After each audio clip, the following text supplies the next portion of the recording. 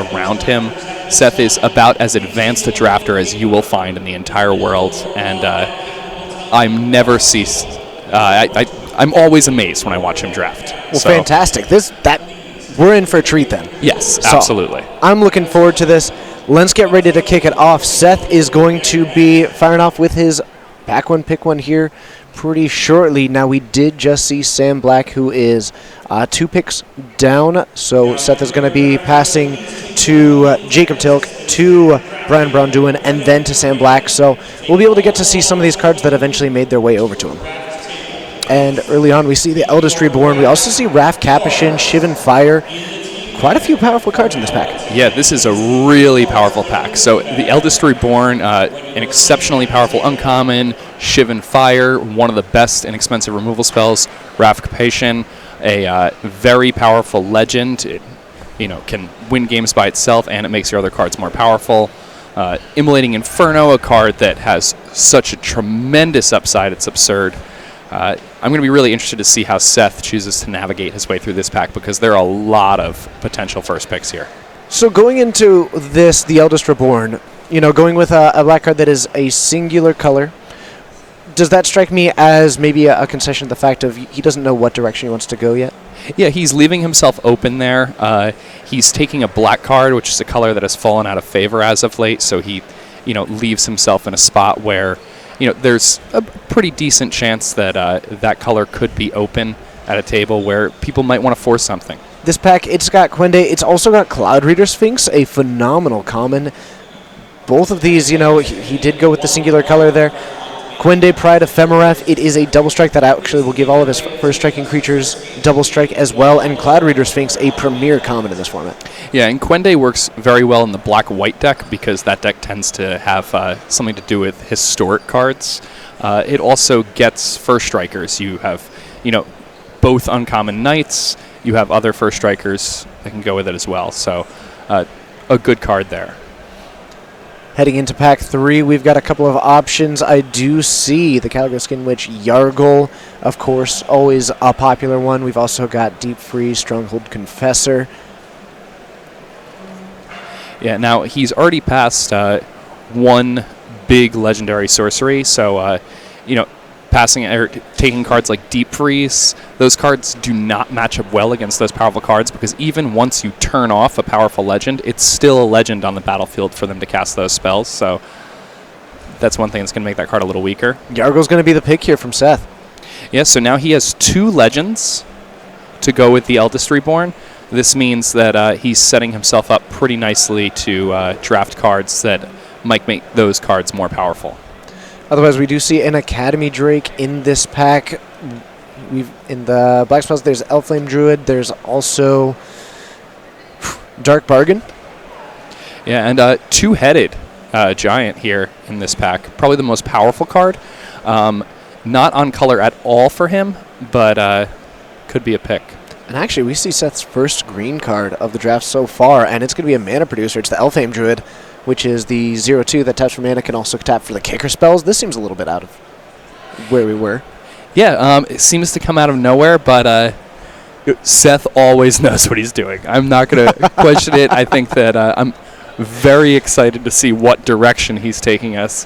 Take me by the hand, Seth. Lead me to the promised land. We've got Knight of Numenalia, Weight of Memory, Divination, Nature's Spiral. Also a short sword available in this pack, and we're going to go for the blue card. It's Divination. Seth's really exploring this pack so far. Yeah, we've taken 5 picks. We've taken 4 colors of cards. He's leaving things open. He's going to see if there's a powerful card here. If there is, that probably means the people on his right aren't in that color. Joda, always a possibility there, the Eternal Archmage. There's also Memorial to Genius. Yeah, so Memorial Genius and Fungal Infection, I think, are the 2 best cards in this pack. Well, Joda, 4 power flyover 4, but it's kind of hard to cast. He's already in most of those colors. Yeah. And follows his Divination pickup with Memorial to Genius. Heading into this one, there is a copy of Befuddle. There's a Feral Abomination. Looks like a Thalid Soothsayer. Llanowar Envoy, which he could pair alongside his Elfhame Druid. Also a Guardian of Koilos. Yeah, and Guardian Corliss, very easy to cast in a multicolor deck. The Envoy makes it easier to cast spells of many colors. Could be a consideration. Guardians of Koilos is going to be the pickup here for Seth as he heads into the next pack. A lot of different directions that he's moving into here. I'm pretty curious to see how this is going to shape up, not only at the end of pack 1, but also really when he's going to start cementing himself into a direction. We're seeing Broken Bond really, Seth, maybe spotting that green might be an open avenue for him. Yeah, and I mean, he moved in on that Elfame Druid. His first 3 picks were black and white, but since then he has only taken blue, green, and colorless cards. So he may have abandoned ship there, realizing that those colors had dried up. Yeah, and these overall packs, they haven't been anything that's spectacular. I mean, Thorn Elemental's a giant creature, but none of these cards really standing out to me as a powerhouse. Yeah, and none of those cards are, slam dunks or cards you're particularly excited about, but the packs in this format tend to be reasonably deep. Taking a look at the wall, taking a look at the Navigator's Compass, and it looks like we are going to take the Compass, a card of much contention when it comes to this draft format. Yeah, and it's a card that the way I play, it's hard for me to bring myself to put that card in a deck. Fall of Thran as well as Chainer's Torment. Going to take that one. This is another card that I think has had some contention as to whether or not it's powerful because it can put in a massive spell, but a lot of bounce effects in the format. Yeah, it's definitely a card that I've seen work, but I've seen not work far more often. Gaia's Blessing, another pickup here for Seth. It's going to be an Artificer's Assistant, really hitting into the back end of the pack here, just getting ready for pack 2. It's going to be a copy of Rescue to finish it out. And now Seth, after having taken these cards in the first pack, he's pretty much all over the place. We know that 2 seats to his left, Brian Braunduin is drafting blue, and a seat to Brian Braunduin's left, Sam Black is drafting blue. So while Seth did kind of move into blue late in pack 1, in pack 2, blue will likely dry up very fast. So it's going to be interesting to see where he chooses to go with this. Take a look at this. We've got Quende, we've got the Eldest Reborn, also we've got Elfame Broken Bond. This deck has got a lot of options, is what I'm going to say as we head into the next pack. Which is a very kind way of saying that it's a mess right now. But I have more than once seen pack 1 look like a mess for this gentleman here. And actually, I think that's something that I've seen, in the drafts that I've seen a lot more of these kind of messy pack 1s out of the Dominaria draft than others. And because of the way that this format works, maybe avoiding some really strict archetypes, it does have a lot of capacity to recover. Yeah, and, it's worth noting that, some of his black cards here, the Eldest Reborn, for example, is a card that's very easily splashable. And that card is kind of just a 3-for-1 by itself. You get to deal with a threat from your opponent, then you make them discard a card, then you return a creature or planeswalker from the graveyard to the battlefield. So just a tremendous amount of card advantage and an exceptionally powerful uncommon. So a card he was very happy to first pick. The pack he opened had a lot of power in it, and he didn't really see any card quite at that level after he opened his initial pack. Yeah, it really started off with a bang. Yeah. Now, you've played this format a decent bit. What archetypes are you really looking to find? You said some people move with preferences. Is that similar to what your style is? So I like to remain open in this draft format. I really like card draw spells. I really like divination. I really like Memorial to Genius. I think that playing inexpensive removal spells, shoring up your early game with things that can be powerful in the late game, like Calico Skin Witch or Get To Chronicler, those are really the types of decks that I really love. If I can cast a Soul Salvage, returning a Get To Chronicler and something else back to my hand, then I'm very happy with how my draft deck turned out. That's some synergy.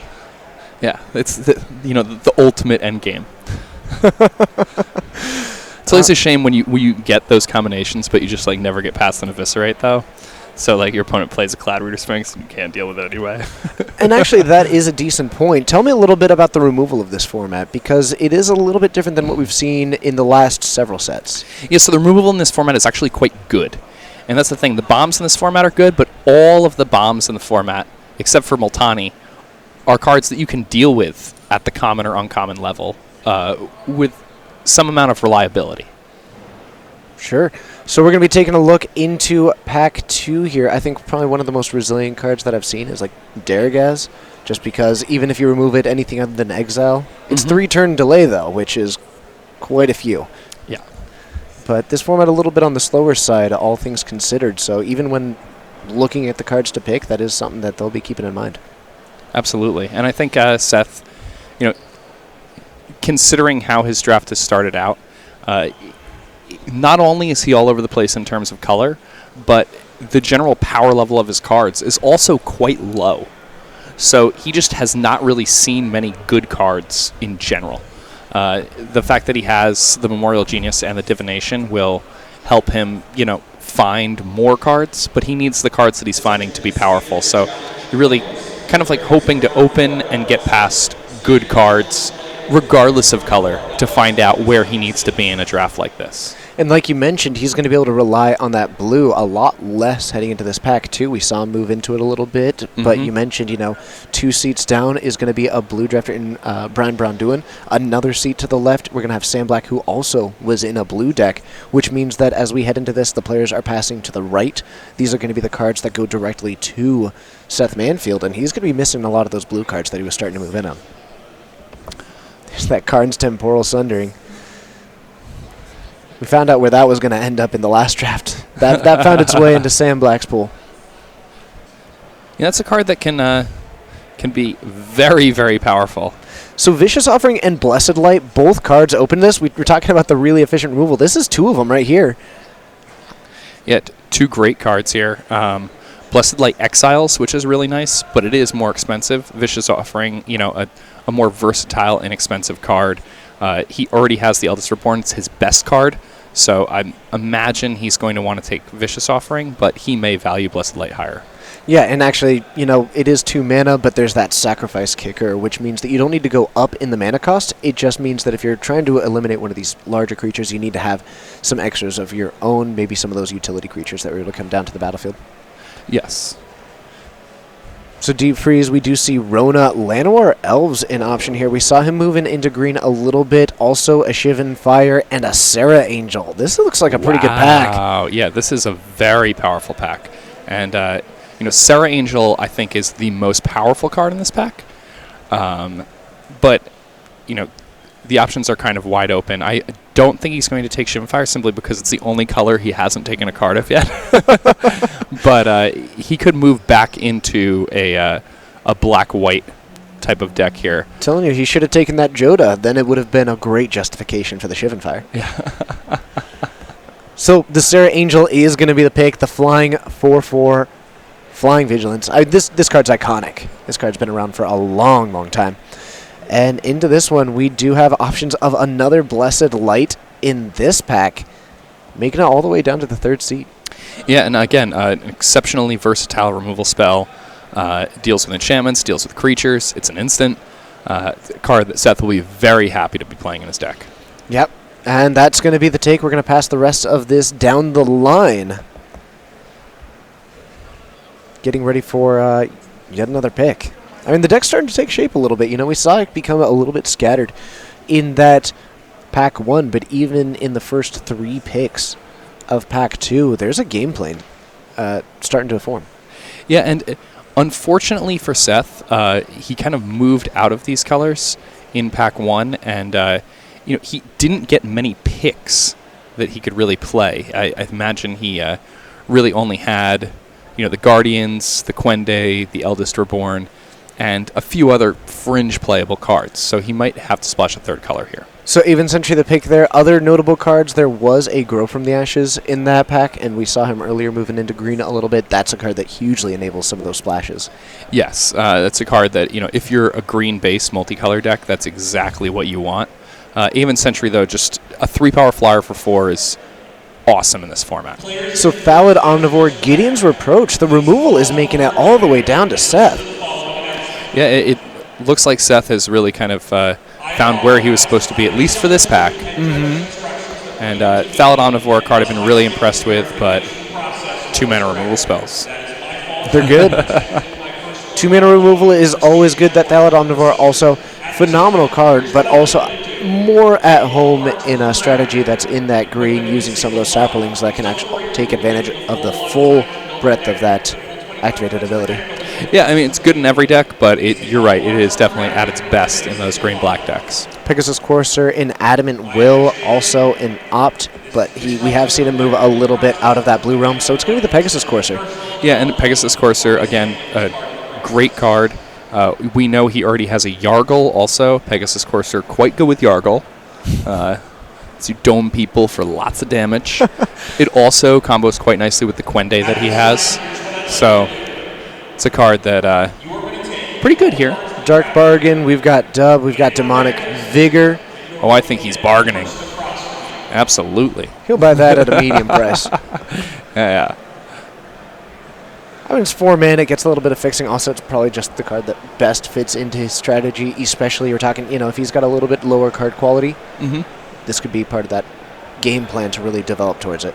Yeah, and I mean, now he's picked up enough removal that can deal with really powerful cards out of this pack that a card like Dark Bargain becomes really strong for him.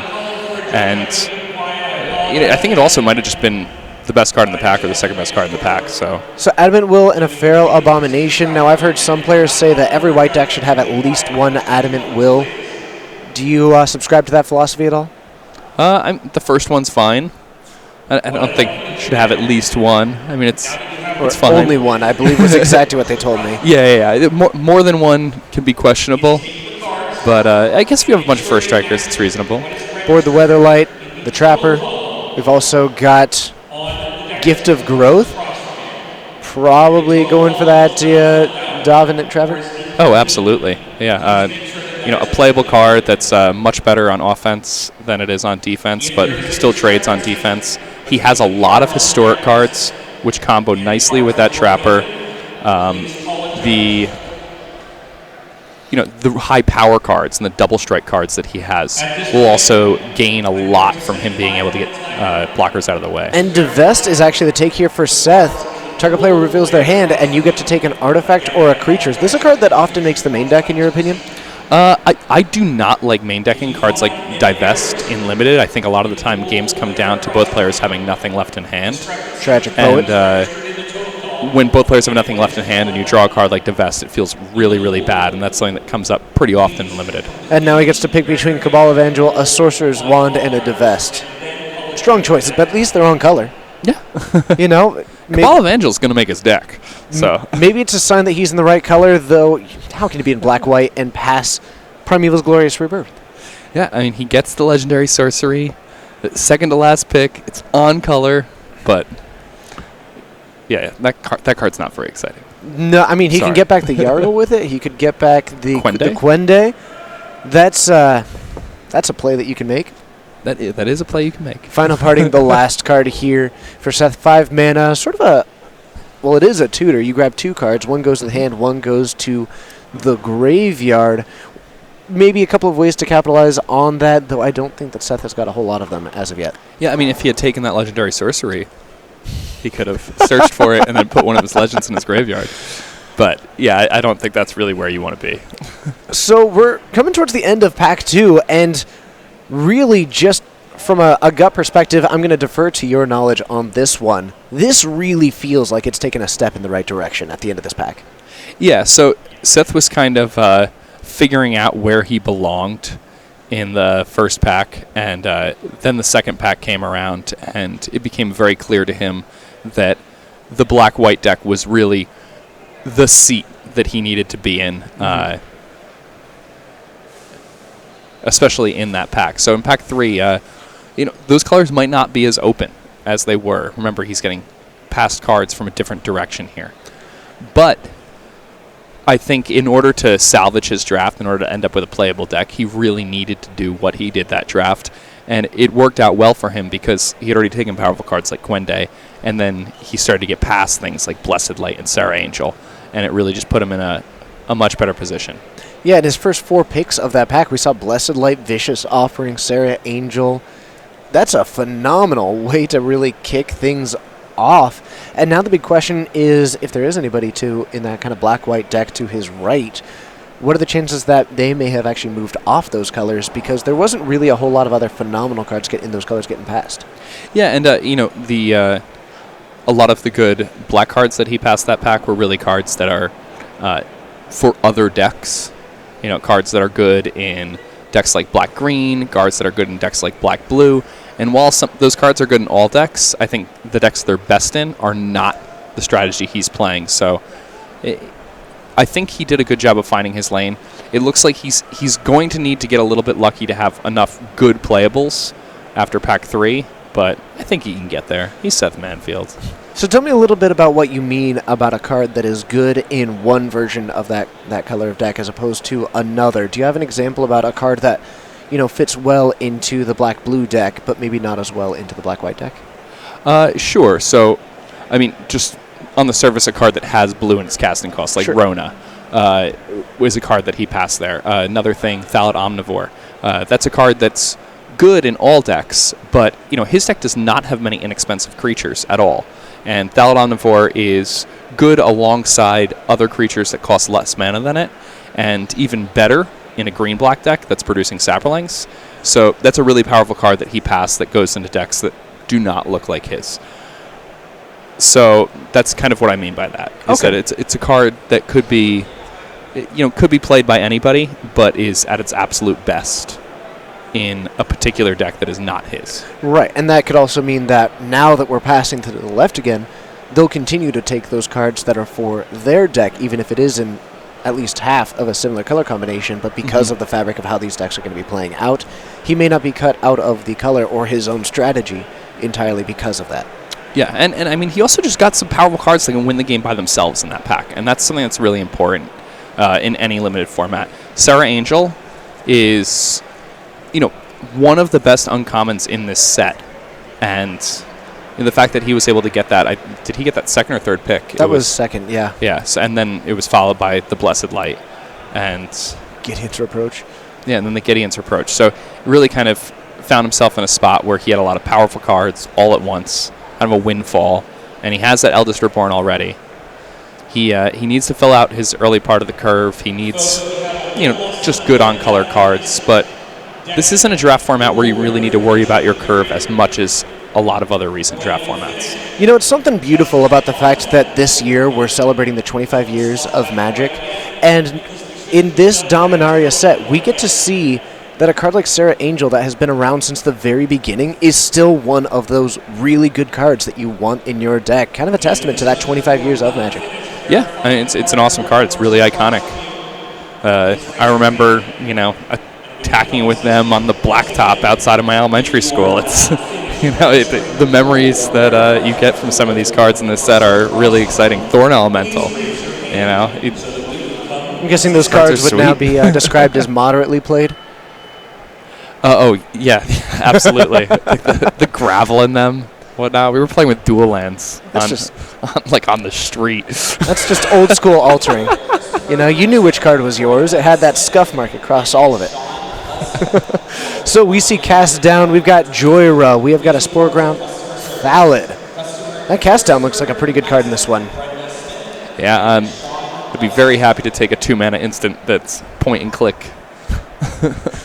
Interesting consideration, though. It does have a bit of a downside in that you can't you cannot destroy the legendary creatures, and those are quite a few of the bombs in this format. Yes, that's absolutely true. I think in most formats this card would be even better than it is here, but it is still a card you're very happy to first pick in Dominaria Draft. Absolutely. So, also he just gets to remain in his colors. We saw him settle a little bit into the black-white deck, and he's kicking things off right. We see Invoke the Divine, Cabal Paladin, Mesa Unicorn. There's a couple of options, none that are really strong here. Yeah, nothing he's really excited about using his second pick on. I imagine he's going to take the Mesa Unicorn, just have enough playables here, but he's not going to be thrilled about that. Seth strikes me as a deck that would really be looking. We saw him pass that Jousting Lance, and taking a cast down over it is probably a good call. But that Jousting Lance strikes me as a card that goes really nicely into this black-white deck, especially when you have Quende in your deck.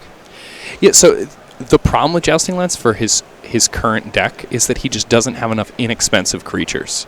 So he he would essentially be trying to equip that jousting lance onto something that costs 4 or 5 in most cases. And it was already good. Yeah. Yeah. Another vicious offering, a Baloth Gorger, a Daring Archaeologist. I mean, more removal is always good, isn't it? Yeah. I would be very surprised if he didn't just take another vicious offering here. It's got to be a good way to go. But again, something to keep in mind with this card is the idea that he doesn't have a whole lot of those creatures to sacrifice. You just mentioned a lot of his creatures are in that 4 to 5 mana territory. They're really valuable. The kicker on this card is less valuable. There's also the Sergeant in there, but that downside's not enough for Seth. He's going to go with the Vicious Offering. Yeah, I mean, it's still just a great removal spell. It's a way to punish people for playing pump spells. Just a great card. He's also passed multiple copies of Deep Freeze in this draft, so some of his creatures might be frozen, and then he can sacrifice them to the Vicious Offering. Cloud Reader Sphinx finds its way into the third pack, but he's taking a look at a Dark Bargain, also keeping his eyes on this Fiery Intervention. He does have that Navigator's Compass from earlier. Could splash anything. I suppose he could, yeah. Dark Bargain, probably going to be the take here, and that is going to be the case. Let's go ahead and pass that Navigator's Compass to another player. Yeah, a pair of Dark Bargains. A card you really don't want to be playing, more than 2 Dark Bargains usually. Guess you get into a particular matchup where you might, but... We've got Tiana, Voltaic Servant, also does have access to the Sarah Disciple, which is... It's a flyer that's on color. It does have First Strike, which does offer a little bit of synergy with the Quende. And he's got a fair bit of historic spells in this deck. Yeah, he has quite a bit of historic. It's an inexpensive card against the more aggressive decks that are playing, 3/1s or 2/1s. A 1-power First Striker that plays good defense, and the fact that it's just applying a small amount of pressure in the air that can, combo nicely with his big endgame flying finishers to make them close the game faster. In this pack, not a whole lot going on in this pack. Pretty much just the Stronghold Confessor. Though that card is, you were talking about your cards that are good early on and good later. It does have that kicker cost to be a 4-mana 3/3 with Menace. Yeah, and as a 4-mana 3/3 with Menace, it's a fine playable. 1/1 Menace for 1, not really playable. You really only play it as such when your opponent plays a 2/1 or a 3/1 on their second turn. Then you're like, okay, I'll play this as like a preemptive removal spell, if you will. I mean, Insolent Neonate's pretty much the only 1/1 for 1 with Menace that we've found a use for, but it's definitely not because of those stats. Invoke the Divine in this pack might be just a concession to if he comes across any powerful sagas as well. There have been quite a few going around this. There's been some powerful artifacts as well. Yeah, I like playing 1 copy of a card like Broken Bonds or Invoke the Divine in my draft decks in this format. I think there's a lot of value to having access to that type of effect. And you mean for the main deck as well? Yes. Okay. Yeah, I think that you play against powerful cards like Embolus's Clutches. You play against any variety of enchantments and artifacts. They're everywhere. Drudge Sentinel, an option. Knight of New Benalia, an option. Ether Glider, an option. Not great ones. No, but I don't mind the Knight. Yeah? Yeah, I think the Knight can actually block and trade with stuff. We're going to go with the Giant Ballad. Yes. I was hoping that... I saw that when Sam was passing it by. I was hoping that someone would find a use for that one. Seth may not be the person to do it, but at least he's got it. I'm happy. Yeah, so very late Spore Crown Thallid there. But it looks like this draft there weren't Thallids going around. There were Omnivores, there were Spore Crown Thallids, but there was, there wasn't a Spore Swarm, there wasn't really a Sapling Migration that we had the opportunity to see, and based on the fact that that's made it this far in the pack, strikes me as, maybe a continuation of that. Cabal Paladin, the only on-color card in this pack, but at least he's continuing to hit them at this stage in the game. Yeah, and I mean, the rest of the cards in that pack are worse than Cabal Paladin. Not that you really want to be playing Cabal Paladin in many decks, but... Drudge Sentinel, a Guardians of Koilos, Rescue, Fervent Strike. And it's going to be the Drudge Sentinel. Yeah, another card you're not particularly thrilled to be playing, but it can be your 23rd card if you need it. Interesting thing about this card is sort of the new direction of that Regenerate keyword, where it's kind of a different take on it, to where it's Regenerate without a Regenerate, but it sort of clarifies some of the rules implications for it, from my perspective. Yeah, it is kind of like a pseudo-regenerate, if you will. Navigator's Compass, and we're looking at Seismic Shift and the Antiquities War. I think Seth's making a concession to the better art in this one. Absolutely. Fire Element. Was that a foil Fire Elemental?